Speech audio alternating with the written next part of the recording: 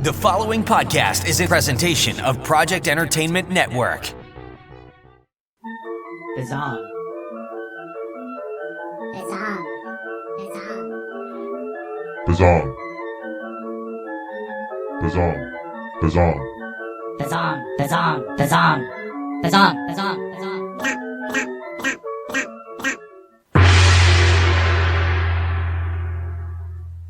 This is Bizzong, the weird and wacky fiction podcast. With me, your host, Mr. Frank. What's going on, Zongers?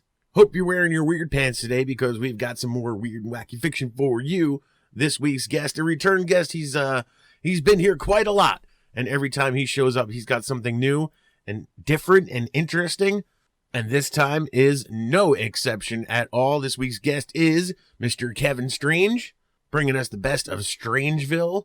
It's been about 2 years now since Kevin's switched gears and become a comic book artist slash writer slash self-publisher of comic books.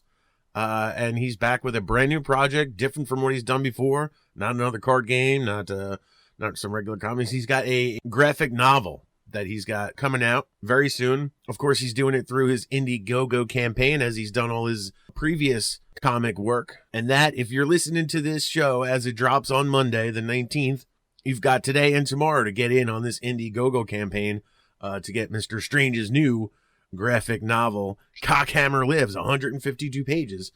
You've just got a short 2 days, today and tomorrow, to get in on that action. Or you snooze, you lose if you don't listen to this show in time. You'll have to find him out there on the convention circuit to get your hand on the book, I think is about how it'll work. So time's a waste, and Zongers, we got to find out what's going on in Strangeville with the new Strangeville graphic novel, Cockhammer Lives, and Kevin Strange. Give us the gong. I'd like to welcome back to Bizzong for like the umpteenth time. He's almost a fixture here now. But as always, every time he comes on, he's got something new and different for your asses. Welcome back once again to Bizzong, the one and only Mr. Kevin Strange. Kevin, welcome back to Bizzong. Oh, hey, gang. If I was a fixture in the Bizzong studio, what would I be? Would I be a chair? Would I be a coat rack? Would I be a comfy couch? You'd be a hat rack, right? I'd be a hat. I would be a hat rack. You're always sporting that cap. Always, yeah. Well, I have like a collection of about 30 hats from this one company because they put cool monster designs and graffiti designs and stuff on their hats. I'm actually about to launch my own hat, Mr. Frank. exclusive to Bizzong. I was going to say that was a pretty good segue into, I guess, the first thing we can talk about, because I saw you note it. You kind of made that your look, wearing those monster caps and everything, and I saw you mention that you're going to have your own, I guess, line of caps coming out. Talk about that.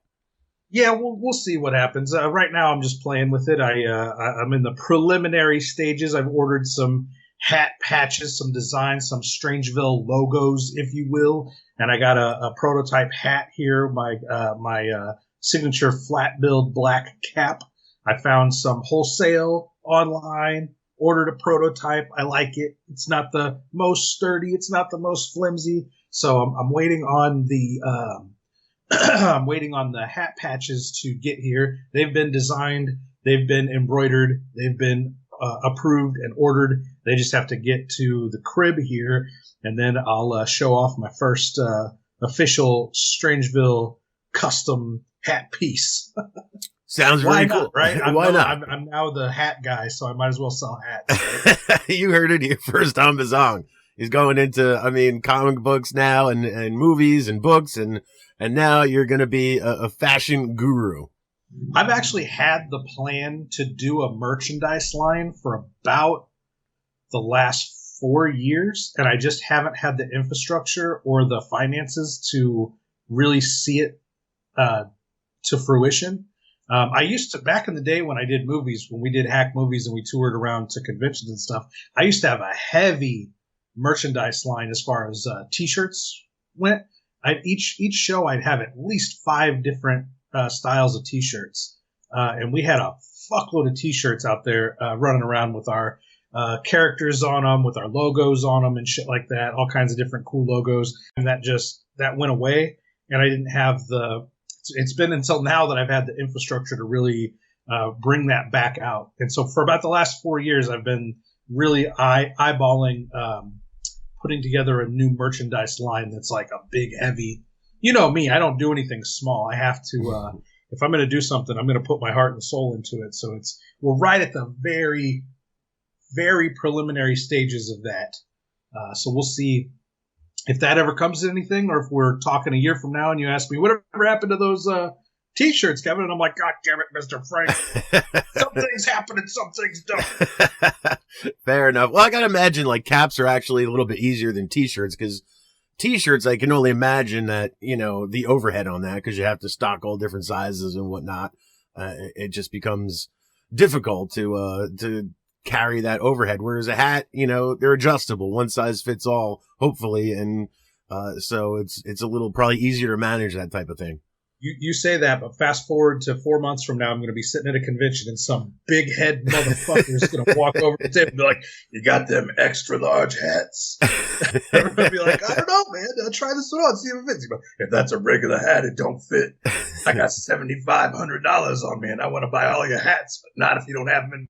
That's just what always would happen with the T-shirts. Like you said, you have to stock smalls, mediums, larges, extra larges, all the way up to fucking 6X, because you got those big dinosaur-looking motherfuckers that are going to stomp over your table and be like, you got that in 7XL. I'll pay you $150 for it. Yeah. Well, that's an entirely different ball game. And you know what? Speaking of different ball games, you're coming at us again this time on Bizzong with a different ball game once again. Last time you were here, I think we were talking about the cards, the smoke weed. And before that, it was the comic book trilogy you put out. Now, back to comics, but I think we're talking graphic novel this time, right? It's bigger, better, larger, chunkier. Tell me about the new Cockhammer Lives running Indiegogo campaign that ends on the 20th of April, just a day from today when this show drops. So you got to hurry up on this one.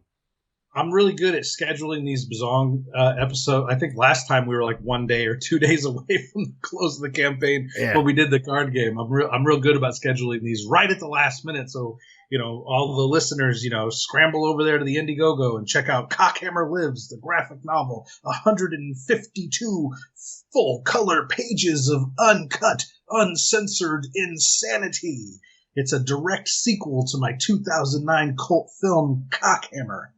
I decided to switch it up a little bit with the Dead Shit comics. I did them as a sequential series, 3-issue series. I decided I would do this instead of this one would have been 4 issues had I separated it out like that. And I don't like to, as much as I love doing these Indiegogo campaigns, and they're always successful for me, and they always get more backers than if I would just put a pre-order out. I still don't want to hit you guys with 3 or 4 Indiegogos every year, because all I do is spam social media with 10 days left, there's 6 days left, only 2 days left, gang. I get just as tired of it as you guys do, so I try to keep the number of Indiegogos I do down to 2 a year. And so knowing that this would have to be like a 4-issue book, I decided I didn't want to have to do that many Indiegogo campaigns for it. So I decided to do it all as one graphic novel and see if it's a higher price tag. I think it actually would cost a lot less than if you bought 4 issues of an indie comic that's like 30 pages long. But it's actually, it's a high price point at $25. I wasn't sure if people were going to balk at that. For years, and you're in this territory, Mr. Frank, as an independent fiction writer, as a small press fiction writer, a lot of times our price point is $2.99 on Kindle. Mm-hmm. We're selling $3 books. Here I am trying to sell a premium $25 graphic novel, and obviously my overhead is way more expensive than putting out a Kindle book, so the cost is a lot higher, so I have to charge a lot more. And I wasn't quite sure if people were going to be okay with. So what I'm saying is I was trying to balance the number of Indiegogos I do per year versus how much the average customer is willing to pay for a particular product. When I did the Dead Shit books, I think I sold them at $8 a piece. Mm-hmm. Selling the graphic novel, I have to sell it at $25. and it didn't make a difference. Everybody that came in on, we've got about the same number of backers. We've got about the same number of the same monetary value.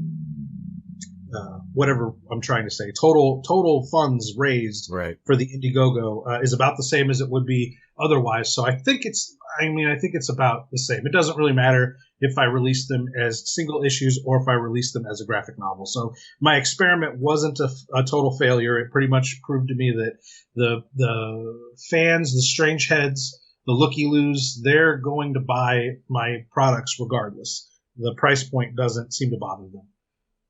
So that's a good thing. So we did good, Mr. Frank. We put out a cool, long, 152-page graphic novel. Tells a batshit insane story, and I had a ton of fun writing and drawing it. I actually spent the entirety of 2020 in lockdown creating this graphic novel. This was my sort of COVID creation, if you will. It looks great. I've seen you doing the panels, doing your random Facebook live streams and stuff over the past year. I guess it would be an understatement to say you put a lot of work into this. Did it feel like a lot of work, or was it the same amount of work? Really, it's just, it takes longer because it's one single book. But like you said, you could have split it up into 4 different projects. So just the effort, was it any different being, a one continuous big graphic novel? It actually went faster. Like the more you practice at one particular thing every day, the faster, or at least the way I work, I try to find shortcuts and ways to speed up my creative process. Mm-hmm. So when I was in the penciling phase, for example, by the time I got through the entire penciling phase and I was at the end, I was lightning fast throwing those pencils around, and I was doing pages 2 or 3 times faster than I normally would. And then same thing for the inking and same thing for the coloring and lettering. Like once you're 75 pages into a project and you're pounding on it every single day, it just becomes like second nature. Like I wasn't even paying attention to what my hand was doing those last, the last half of that book in each of the different phases I do: pencils, inks, colors, finishes, lettering, all that stuff. That it just became second nature. And honestly, for me, everybody went through a lot of trauma last year as our lives were, ripped apart, and we were told to shelter in place, and a lot of us lost our jobs, and we were dealing with grocery stores that were out of food. There was a lot of stress going on in our lives, and for me, one thing that kept me mentally healthy and sane was knowing that each and every day I had a task that I had to perform, and it kept me extremely focused and grounded to just dive into the work and just furiously push forward on that book every single day until it was finished. And it honestly felt like building a house. It was like I finished it and I was like, I can't believe I fucking did that.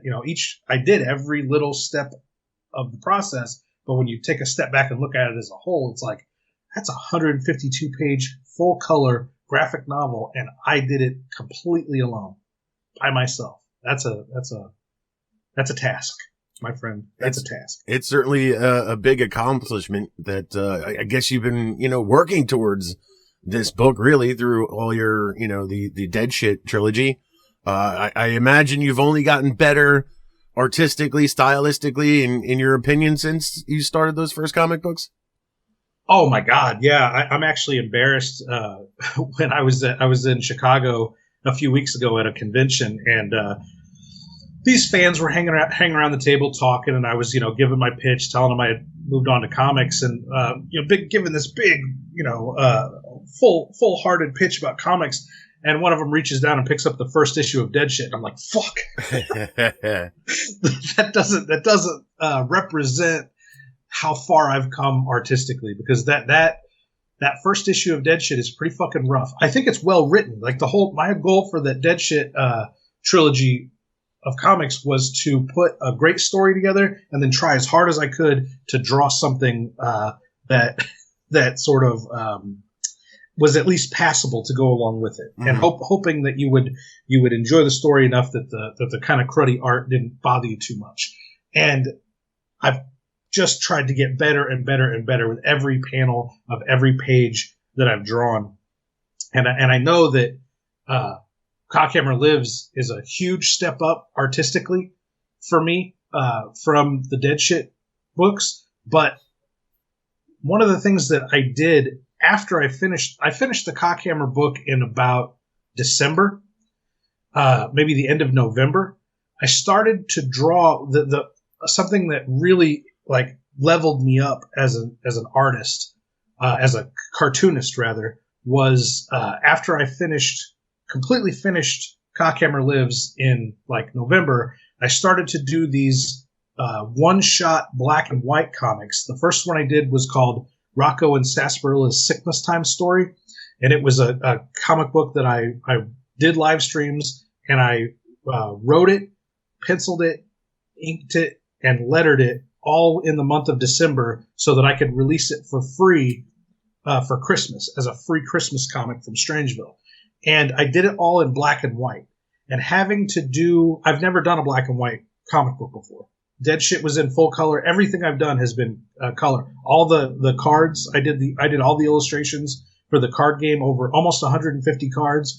All those are in color. So forcing myself to take a step backwards and concentrate just on line art and texturing and shading with only black and only white really helped me grow as an illustrator, as a cartoonist.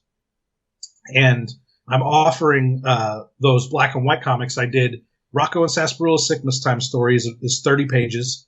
I did another one called Neon Guts. It follows the adventures of Gertrude and Mary Beth from the Cockhammer film. It's like a supplemental 30-page black and white book to Cockhammer Lives. And then just last month, I ran out of stretch goals for the campaign, so I decided, fuck, I'm going to do another mini black and white comic. So I did Nixon and Hogan Hate Comics, a 17-page black and white comic. And by the time I did that, so it's let's say that's March 2021. So let's say that's a full year from when I started Cockhammer Lives.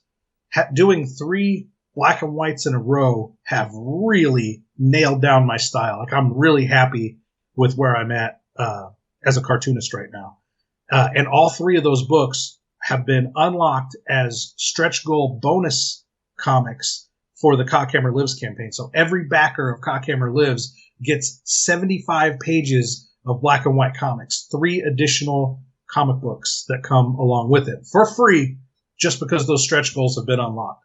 How about that, Mr. Frank? I love that part of your business model. You know, running things with Indiegogo is those stretch goal bonuses. I think I've backed all your campaigns so far, and every one of them have hit several stretch goals, and it's all bonus. Like, we got bonus booster sets for the Strangeville Smokeweed game, and there was posters given out and a lot of cool shit, that you give out.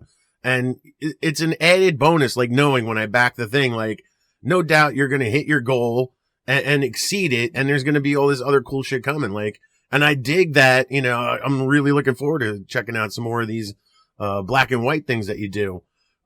They were pretty cool. The Christmas one, like you said, that was a lot of fun to read, and a very unique, Christmas gift, I must say, coming from Strangeville, that you gave it out at Christmas time.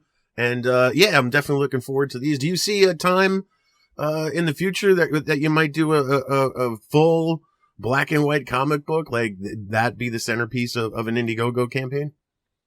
I mean, I really like doing the black and white stuff. It's a lot of fun. It's really challenging, and it forces me to really concentrate on the art, because you're only dealing with black and white. Like, I don't even do tones of gray in those black and white comics. It is monotone black and white. So it forces me to really concentrate on the illustration, on the cartooning part of it, because there's a lot of shit I can fudge with color. Right. There's a lot of things I can clarify. There's a lot I can create depth. I can create shadow. I can create highlights. I can do all that with the color process. When I'm dealing with black and white, I have to make sure there's clarity in the lines. Mm-hmm. And so doing I just did 75 pages and I loved it. So doing a full length black and white one, I can see myself doing that. I don't see why that would be. The only issue might be that people Again, it would be one of those experiments like with Cockhammer Lives. Are people willing to pay $25 for a Strangeville product, or is that too pricey for a story? That seems to be okay. It seems to be a fine price point. Are people going to be willing to pay for a full-length black and white? I can tell you this, it'll be cheaper. The printing costs on a black and white comic are a hell of a lot cheaper than a color comic. So I might be able to sell that for 20 or maybe even 15 or 16 bucks, and it'd be the same length as like a Cockhammer Lives. I'd have to do the pricing on it. I don't have that right in front of me, but I know it's considerably cheaper to do black and white printing. These mini comics that I'm doing, I'm actually getting them from a bulk printer that just does 8.5 by 11 prints, and so I just buy giant bulk copies, right, and fold them over and staple them myself, and that's why I call them mini comics, because they're actually 8.5 by what is it? 8.5 by 11. By 11, yeah, whatever it is. They end up being 5.5 by 8.5 when they're folded over, which is about the size of a normal book, right? But it's a mini comic because comics are usually printed at a larger size for whatever reason. I'm not sure why that became a standard. The comic books were a little bit bigger, I guess, because they're pictures. You want to be able to see the pictures a little bit bigger. Who knows? Who cares, Mr. Frank? Point being, I get these little mini black and white ones cheap as fuck, and that's pretty cool. I'm happy about that. I'm happy I found this cool, because I don't know anybody else that. There's not a lot of people dealing in homemade mini comics anymore. It's so cheap to do the print on demand full size comics that this is kind of like a lost art. This used like zines and little mini comics used to be. I mean, that used to dominate the indie scene. Now the indie scene is just like any other comic book, pretty much. Everybody's doing it, but not everybody's doing it well, or as well as you do. That's for sure. You know what? Just kind of as you were riffing, I was thinking to myself too, what would be neat, possibly doing a black and white booster set for Strangeville Smokeweed. That could be kind of cool. Oh, wow. That would be neat. That would be real neat. Do a monochrome black and white card set. That would be really cool. I'm telling you, Mr. Frank, that card game blew up around here. There are groups of dudes that play Strangeville Smokeweed here locally and love it, to the point that I've actually been handing off these Nixon and Hogan hate comics in big. I've been bundling up like 10 copies of it and handed them off to guys and being like, look, next time you guys have a Smokeweed session, give all the guys that are new at the table, give them all copies of this comic. Let them know there's a bigger Strangeville universe out there. Yeah. And I'm real excited about that. I'm actually considering, and this is another one of those tentative things that I haven't put the logistics in place yet, so it may happen or it may not. I'm actually looking at doing a Smokeweed tournament this year at a local card game shop. Here locally, there's a shop that just deals in cards and has Magic the Gathering tournaments every week at the card shop. So all it is like a building that's got a bunch of card tables in it and a little cash register to sell people Magic cards. So I haven't gone in there and talked to the dude yet, but I don't see why he wouldn't let me rent the place for a night and do an official Strangeville Smokeweed local tournament that'll have like a cash prize for the winner, or the top 3 winners of the tournament. Yeah, I'm so happy about that, man. That sounds like an awesome idea. Definitely the way to go, to reach a bigger gaming audience. And, I think people who are into card games are always looking for, something different to play, not just Magic all the time. And they are pretty big. So I think that would definitely be a cool marketing idea. And I don't know why a card shop owner wouldn't be opposed to that. It's just like a sort of win-win, I think it sounds like, for everybody involved. I hope so. I mean, I tried to make that game as fun as possible, but these guys love it. And I told you when I was pitching this thing on the last time we talked, that there's the whole point of the game is combos. The more you play it, the more you realize these cards can help with these cards, and these local players, man, they just eat it up. They eat up those combos, and they love, because every time you play it is another opportunity to learn more and more combos. And the thing I fucked up on, Mr. Frank, was when I released that game and the expansion packs, you immediately don't have a box to put your cards in. Right. And so people have been hammering me, online fans and local fans have been hammering me. When are we going to get a box? When are we going to get the next expansion? And I believe that's my next project. I believe that's what I'm going to follow up this Cockhammer Lives campaign with. I believe I'm going to design a box that can hold not only your standard deck and the 2 expansions that it came with, but at least 3 or 4 more expansions. It'll be tall enough to handle 3 or 4 more expansions on top of that. And it'll be custom. It'll be decked out with the weed smoking marijuana leaf logo and all the cool characters from the game will be along the sides and everything. It'll be a real nice smoke box. And then another expansion or 2 that'll come with it also. But I believe that'll be my next project. That sounds very cool too. Cause I mean, one of the first things I did when I got my deck was, like a fucking lunatic card game player that I am, I went out and bought fucking card sleeves, to protect these gems. And that's another thing is once you sleeve them, they also don't fit into the box. Not going back in that box. They're wider and then they become thicker. So, I've gone to, the plastic, boxes, which is fun and everything, but it's cool to have, the smoke weed box as part of the thing. Just a minor inconvenience. And I'd rather have my card sleeved than not. So yeah, I mean, that's definitely an awesome idea and addressing that thing. I guess that's one of those things until it really gets out there amongst a bunch of players, you don't realize like, oh yeah, that is something we need to do. So, and it's great to hear too that you're continuing to expand the set. I think that's something we kind of touched on when we were talking about the card game too.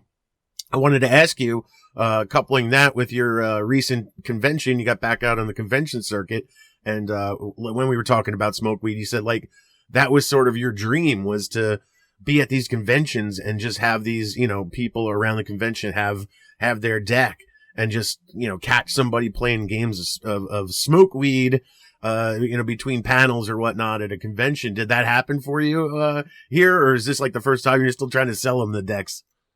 I'm still trying to figure out the best way to sell it, but I did sell some decks. I was actually surprised at how easy it was to sell them, even though I've been saying all along, like, people are going to love this. Actually getting out there and being like, so how about this smokeweed card? I mean, there's such a crossover between horror fans and stoners that telling them this is like an ultra violent, stoner card game, it just sort of hits all the buttons and was a pretty easy sell.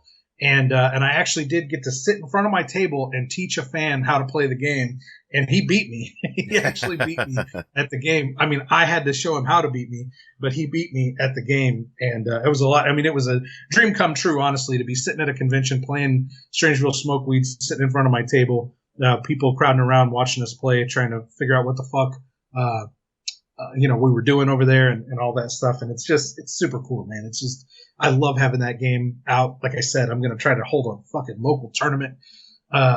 Maybe we can start doing tournaments at conventions if things get wild enough. Who knows, man? It's sky's the limit with Strangeville these days, brother. And, after I had a pretty fucking rough few years, and these last couple of years have been real fucking nice to sort of hit my stride and get back in the win column.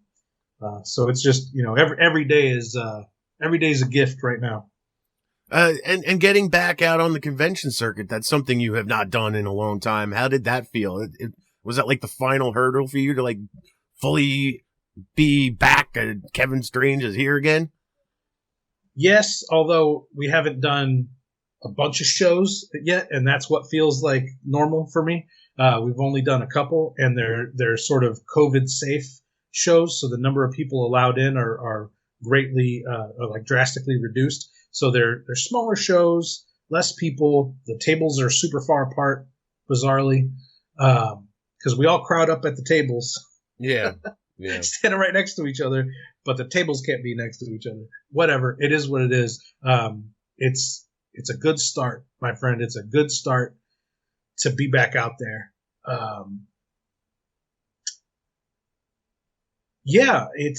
I've got a bunch of shows scheduled for the year. and my next big show is in Kansas City, Missouri, called Crypticon Kansas City, and we actually have a 10 by 10 corner booth at this show. It's the biggest footprint Strangeville's ever had at a show.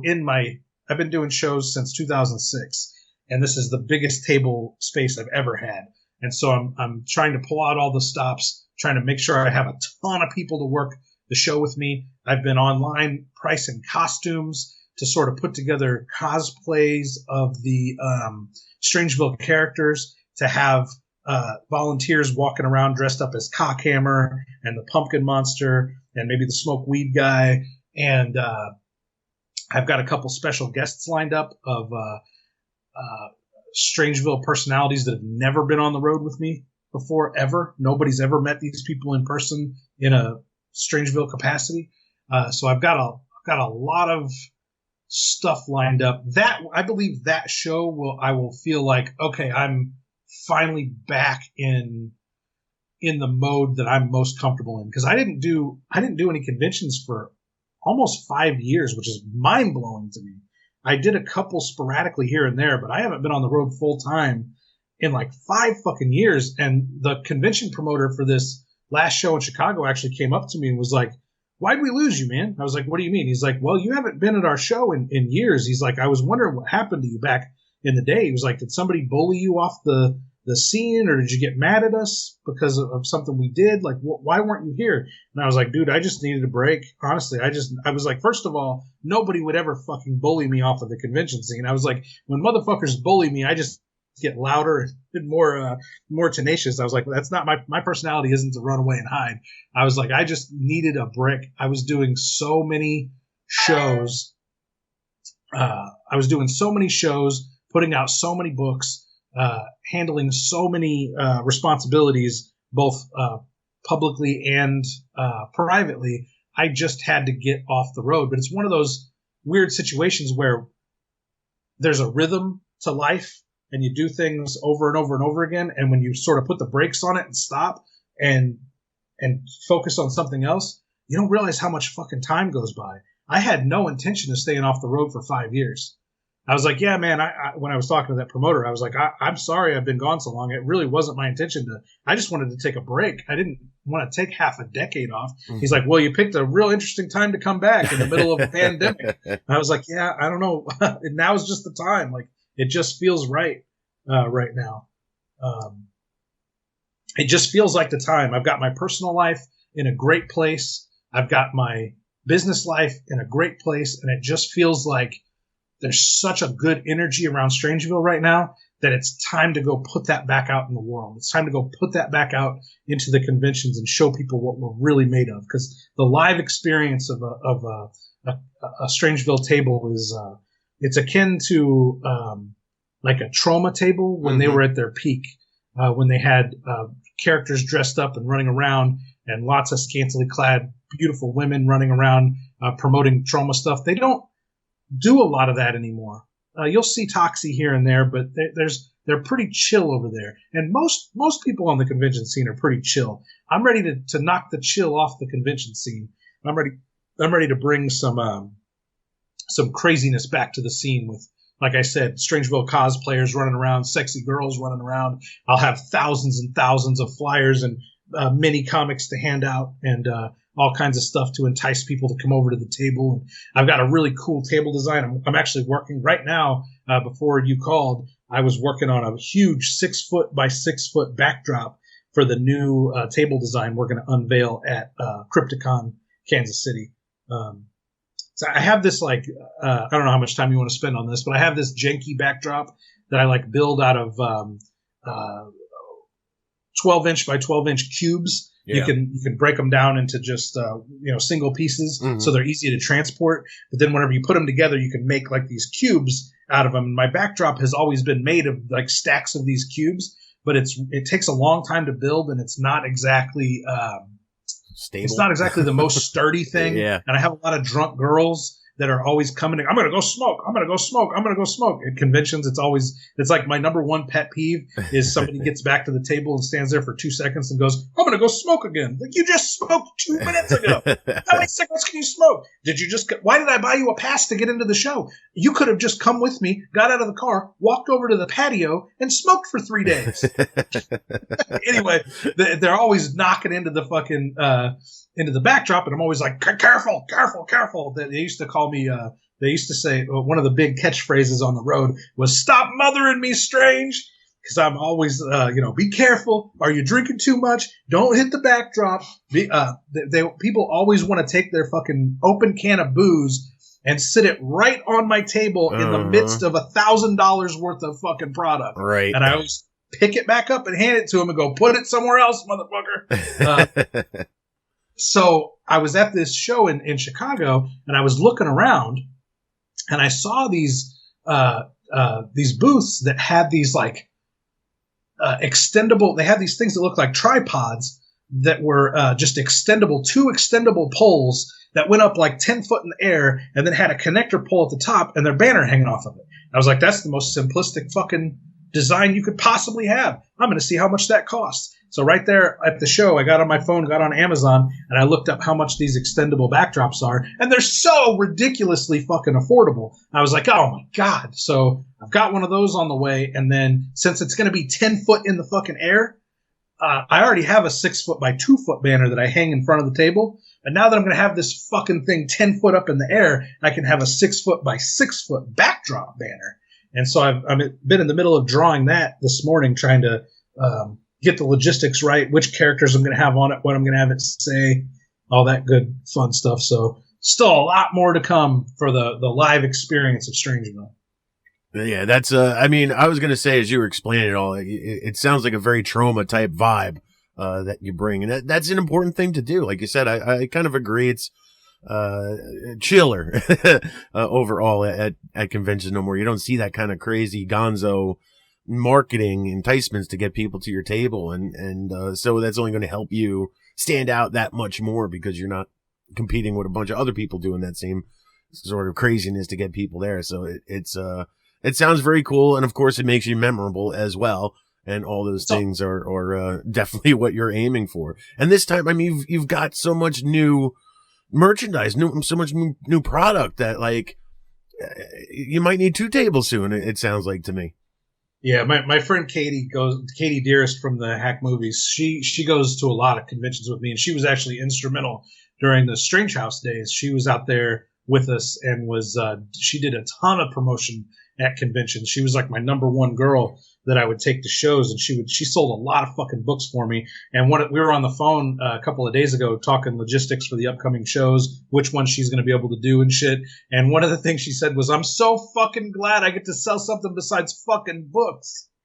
She's like, you know how hard it is to sell a fucking book? I'm like, I know. But to her credit, we made more money selling books on the road than I ever made selling DVDs on the road, which is crazy, because selling movies it's pretty easy at a horror convention. Everybody wants indie movies. Right. And I actually, when I started selling books, I intentionally took the movies off the market so that people would focus on the books and not just keep buying my movies. So for years and years and years, I haven't even had my movies available. They're totally available now in professionally pressed, shrink wrapped DVD cases, and the movies are available on the table. The card game's available. All my fiction is still there. I think I just said the card game, and now the comic book line and graphic novel line. When you're saying I need 2 tables, it's like I need 2 fucking tables, man, in order to really properly give every product type its fair promotional space at a table. I need 2 tables by now, and it's nuts. Standing there looking at I had a guy come by the table in Chicago, and he's looking at everything, and I'm like, yeah, it's a multimedia empire. I've got movies and books and a card game, and he's nodding along. He goes, looks like you keep pretty busy, and walks off. I was like, yeah, I guess I do keep pretty busy. Yeah, I mean, it's definitely a great, like, the other thing too is sometimes I think it's hard for people trying to sling different products. You kind of lose focus on what you're, doing. Am I selling books? Am I selling movies? Am I selling card games? But your stuff is all part of a unified brand, the Strangeville umbrella. So it actually all works together. You could put up sneakers there. You could put up hats there. It really is all part of sort of one big brand of an idea. So it that would work for you, which a lot of people just, put up anything that they're disconnected. It wouldn't work for them. Can't wait to put up hats, Mr. Frank. I've been pricing mannequin heads and monster masks. Because if I just put a mannequin head on the table and put a hat on it, that's pretty generic. Yeah. But if I have a zombie mask on a mannequin head that's wearing a fucking Strangeville hat, that's fresh as fuck. Now, where am I going to find the fucking space to put mannequin heads on a table with fucking 18 books and 7 movies and 6 fucking comic books and a whole ass card game? It's great. I love it, Mr. Frank. I'm living my fucking dream. Forget can't tell you how fucking excited I am these days about bringing this whole fucking universe into focus. I was going to say, you got to forget 2 tables. You're going to need one of them giant booths like the Funko Pop guys have. I love it. Encase yourself in a cage. A cage of Strangeville. That would be badass. My goal has always been, I had this vision years ago. And again, a lot of these visions are finally, after years of grinding, are finally coming into focus. I want the Strangeville experience at a convention to not even have tables. I just want to build a space that is like a shop that you walk into and everything is just on shelves on the walls. And I'm hanging out in the middle in there. And you just have, the products all have their own wall. You've got the movie wall. You've got the hat or the merch wall with the hats and shirts and shit. And you've got the fucking book nook. You've got the fucking, comic book rack. You've got the gaming area. That's my biggest dream of, the convention experience is to have that and have like speakers in the corners that are piping in cool music when you're hanging out, strange music that'll put you in the Strangeville vibe, like Guar or Insane Clown Posse or something. I always picture what my target ideal audience is. And it's like, my ideal audience is the weirdos in the crowd at a Guar concert that are like there to get sprayed by the fucking fake blood and cum. To me, those are essential strange heads. I need those fans. Like, I need those guys. Those are my guys. Those are my fans. That's what I want the live experience to be. And I want it to be I want to get to the point that Troma's at, where I don't even have to personally be there, where we can do so many conventions across the country that sometimes there's shows going on the West Coast, sometimes in the Midwest, and sometimes in the East. And I'm at some of them, but I can't even go to all of them because they're happening. We're everywhere. I want to be ubiquitous to comic book conventions, fiction, more literary convention centric stuff, horror movie conventions and film festivals, of course. I want to be everywhere. So, I mean, you keep doing what you're doing, and I have no doubt you'll be there in no time at all. I mean, that you got the plan. That's the most important thing. Now you just got to execute. And like you said, you keep executing. You've got a bunch of wins in here, and, there's no reason why that can't happen for you. So, future-wise for you, I know you mentioned possibly the card game expansion and boxes being next. Is that the next project, or is there maybe something else ahead of that? I think that's going to be it. And I have to make the choice as to whether or not I'm going to do an Indiegogo campaign for the box and expansions, or if I'm just going to put it out for sale. Right. Yeah. That's the big question about what comes next. Right. Not if I'm going to do the expansions in the box, but how I'm going to do it. Because again, I don't want to hit people with too many Indiegogo campaigns every year. It's exhausting for me, and it's exhausting for you guys to have to sit and have me beat you over the head with only 20 more bucks to the next stretch goal, gang. It gets tiring for me, and I know it gets tiring for you guys too. So I might experiment with. I haven't released anything that hasn't been crowdfunded in almost 3 years. Right. So I think I might experiment with just putting the box and the expansions up for sale on my website, seeing what the response to that is. Yeah. And not doing a big full out. My next crowdfunder would just be the next comic book. We'll see. We'll see what I decide to do. I might get cold feet on that and say, no, why fix what ain't broke? Keep doing that, because it's not going to be a $25 box and expansions. It's probably only going to cost maybe $15, right, to get 2 new expansions and a box. Probably only going to cost $15. So I don't know what to do on that front yet. I'm still in the planning stages.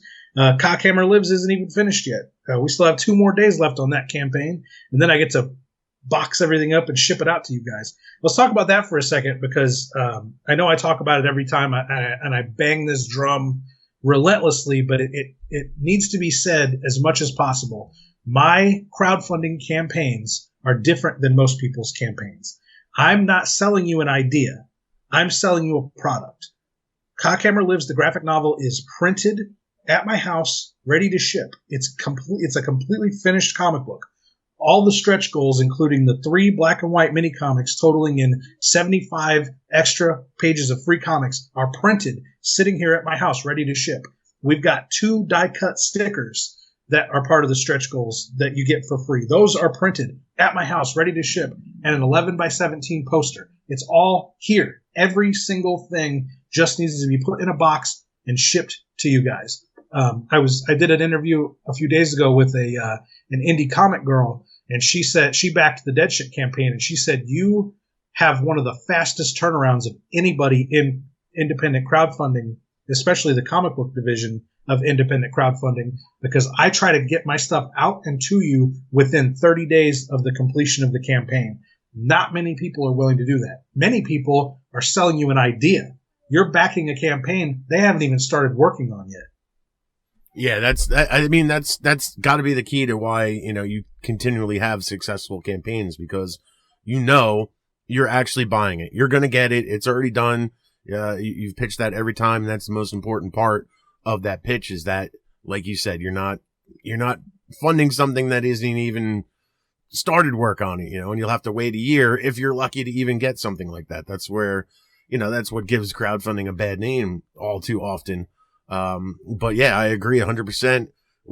Typically within a month of the campaign ending, I get my stuff. It comes, very well packaged. The comic books are protected, cardboard and everything. Nothing ever comes damaged or wrecked up, which is a feat in and of itself too. So, yeah, there's a confidence in funding your stuff, knowing that you're going to get it pretty quick and you're going to get it, intact and looking great.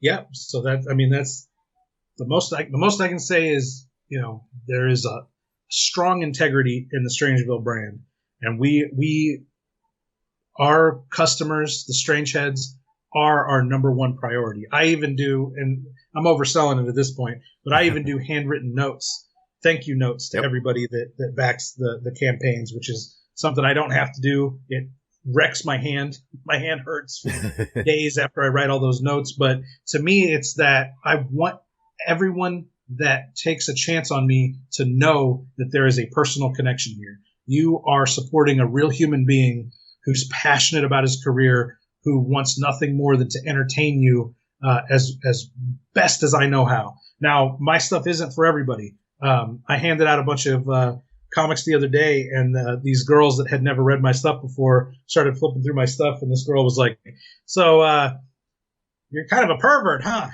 I was like, well, I consider myself a butthole enthusiast. And she's like, you're kind of a pervert, huh? You write a lot about buttholes and titties, huh? I was like, well, I consider myself a butthole humorist and a butthole enthusiast. And I know that's not for everybody, but for the people that find that stuff funny, I'm here for you. I'm here for you for days. For someone new that's just coming into the Strangeville universe, I mean, I don't know how long do you think, Mr. Frank, if someone dedicated themselves to saying, I'm going to start from the beginning, watch every Kevin Strange movie, read every Kevin Strange book, every Kevin Strange comic book, how long do you think that would take to consume everything I've done over the years. Wow, with books, I mean, it would take months, really. I mean, you get through the movies in a few days, no problem. But then, depending on how fast a reader you are, I mean, what do you got? Maybe a dozen, maybe not quite a dozen books, but there's a bunch of books to go through, and now you got all these comic books, and I mean, play the card game. You could spend an afternoon playing the card game. There's tons of time that you can invest into Strangeville for sure. Yeah. Yep. And there's a real person behind it who's passionate and loves it and wants nothing more than to make you laugh. So that's my oversell for the whole thing, Mr. Frank. I'm living the dream these days. Like I said, I went through some tough years. I took quite a few L's, but I hope that all those L's that I took have strengthened me to a point that the next time I get a real big L in my life, it doesn't knock me off course. I don't have to take 5 fucking years off the road or something crazy. I hope that I've sort of created an impenetrable fortress here that no matter what speed bumps and obstacles and roadblocks we hit going forward, that it never really knocks us off center, that we can just keep moving this whole thing forward. And one thing I've said often, and I'll continue to say till it actually happens, is my dream, my number one goal is to keel over and die at my drawing table. I want to live and die Strangeville, and I want my last breath to be given to this universe. I hope that happens. Well, all you can do is keep trying until it does. Eventually you will die doing what you love. But that is definitely a dedication to the cause. I'm enjoying everything you've been doing. I've said it before, say it again. Love the new direction. I'm not much of a comic book guy, but your comics they're fun. They are odes to buttholes at times, and that's, to me, is fun, Wait till you read Cockhammer Lives. Because the Cockhammer movie is like very butthole centric. There's like 50 different creative ways for me to just, every time you think you've heard the last way you can tell a butthole joke, I get another one. I managed to cram another one in there. So since this is a sequel to the Cockhammer film, I thought, I have to up the butthole humor. Like, I have to make sure this is on par and on the same level as the movie. So Cockhammer Lives is an odyssey of butthole humor. There it is. That's the tagline right there. Cockhammer Lives, an odyssey of butthole humor. You would be remiss not to get in on this Indiegogo campaign, Zongers. Ending again 4/20. So as you hear this, hopefully you hear it in time and you can get in on this action. Just go to Indiegogo.com and search for Cockhammer Lives, the graphic novel, or just Cockhammer Lives. It'll come up. Lots of stretch goals already met. Just about everyone has been met. So when you're getting in, you're getting a ton of shit guaranteed, and you're going to get, like he said, a quick turnaround. Kevin Strange, it is always a pleasure having you on Bizzong, listening to what new insane project you've got for us, and Cockhammer Lives continually delivers. So I hope everybody else gets in on this stuff, and maybe has a chance, if you're out there in the Midwest, to find you this summer out on the road somewhere for the first time in a long time. Yep, I've got, can I go ahead and plug that real quick? Plug it, baby. I've got, I don't have the dates right in front of me. It's July 18th, 19th, and 20th in Kansas City, Missouri, Crypticon. That's the big one. We're pulling out all the stops. Got a huge 10-foot by 10-foot corner booth. So if you really want to see what the Strangeville experience can deliver, come out to Kansas City in July. There's a mask mandate right now, but there's a lot of cities in Missouri that are dropping those. So there's actually a chance that by summer we won't even have to wear masks there. That's pretty crazy. That's a pretty big. That'll be a big get if we get to do that. But if not, we'll be wearing masks. It's no big deal. We'll get through it. A week later, I think, July 30th, 31st, and August 1st, we're back in Chicago for Flashback Weekend. That show has a Saw reunion. If you're into the Saw films, Tobin Bell, the guy that plays Jigsaw, and a bunch of other cast members are going to be reuniting in Chicago in at the end of July, beginning of August. We've also got, we are for sure doing Fright Night Film Fest in Louisville, Kentucky, October 1st through the 3rd. Those are the shows that we're 100% on. There's another show in mid-November in Tulsa, Oklahoma called Monsters of Horror at the, I believe that is at the Hard Rock Hotel and Casino. So it's actually going to be a horror convention at a casino, interestingly enough. I don't have the exact dates. That's mid-November. We're not 100% on that one, but that's tentative. And also tentative at the end of November is Days of the Dead back in Chicago again. So possibly going to hit Chicago 3 times this year. With more dates to be added. Those are just the dates I have right now. It's April, and I'll be adding more and more dates as the year continues. That's where you'll find Strangeville on the road. It's definitely I'm not in your area, but if I ever drift out that way, I'd be sure to stop in and check out the insanity going on at your table. Kevin Strange, it has been a blast having you on as always, and I can't say good luck on the Indiegogo campaign because it's already funded and ready to go, but right. Good luck to you out on the road. We'll be checking it all out for sure. Thank you, sir. Thanks, Mr. Frank, for having me. Remember, gang, I'm Kevin Strange from Strangeville. Stay strange. There he is, Zongers, Mr. Kevin Strange, back once again with more comic goodies. I mentioned several times in the show that, I've backed all of his comic book campaigns as well as his card game thing, because that was a thing near and dear to my heart. And he's it's legit great product. A lot of fun. I'm not necessarily a comic book guy, but I find his comic books just a good time, fun read. Doesn't take itself too seriously. Just easy to laugh along with.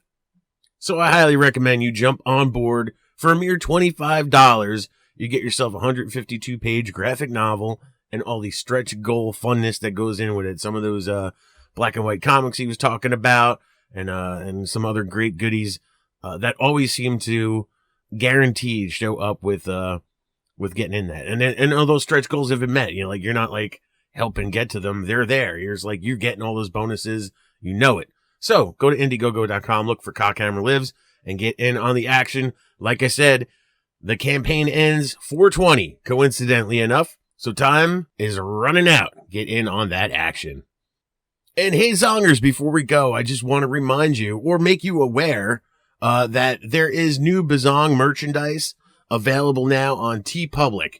I just put up a Bizzong t-shirt and a couple other book type merchandise shirts, but most importantly, Bizzong t-shirts with the updated Weird and Wacky Fiction logo are now available at TeePublic.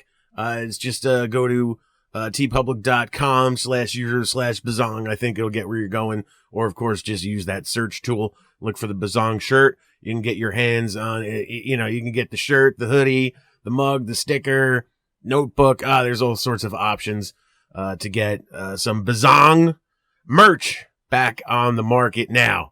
So keep that in mind, Zongers, when you're shopping for a little something for yourself when you get a gift card. But that's all I've got for you this week. And make sure you join us again next week when we have another weird, wacky, and wild fiction writer on the show to pick their brains and tear them asunder. And until then, you are now free to go and listen to these other great Project Entertainment Network podcasts. This is Jim Adams from Monster Attack. Hey, if you remember that monster movie from your childhood that got it all started for you, the one that really got you interested in monster movies, horror movies, sci-fis, and cult films, then you're going to want to listen every week to Monster Attack. We look at some of our favorite monster movies from the 50s, 60s, and 70s. With new episodes uploaded every Monday, it's Monster Attack. Exclusively on the Project Entertainment Network. Yo, what's going on, everybody? My name is Duncan, and I'm the host of the podcast Hash Time with Duncan. On this show, I tackle all the biggest sports stories between the hashes and beyond. If it's a big story, I'm going to talk about it and give you my opinion on it. Subscribe to my show wherever you get your podcast. All you have to do, search Hashtime with Duncan. And you can follow the show on Twitter at Hashtime with D. Peace. This has been a presentation of the Project Entertainment Network.